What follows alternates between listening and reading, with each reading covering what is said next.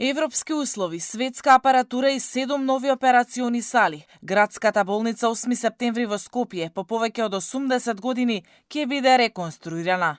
Проектот ќе чини 12 милиони евра и е дел од големиот инвестициски циклус за реконструкција на здравствени установи, а парите се обезбедени од ТАВ проект, кажа денеска премиерот Христијан Мицкоски. Ке се санира целосно и кровот бидејќи протекува, а ќе има и современи медицински апарати, каде што ќе биде олеснато лекувањето на пациентите, но ќе има модернизација на апаратите за диагноза на болести. Знаете, ја седи сега некој тука оперира на операционен стол, а дозгоре му тече ако заврне дожд. И малце е непристојно.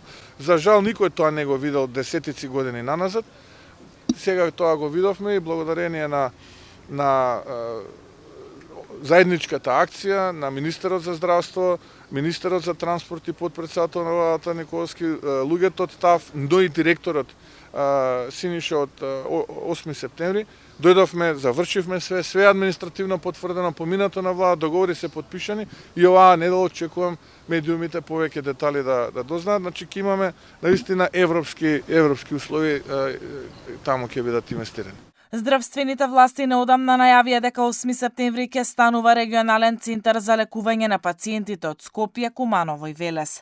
Според нив, дел од болничките капацитети низ државата не се искористени како што треба, а од сите нив, најблиску до стандардите за нешто повеќе и подобро има го 8 септември, затоа што со најмало вложување ќе се добие најдобар одговор за подобри здравствени услуги.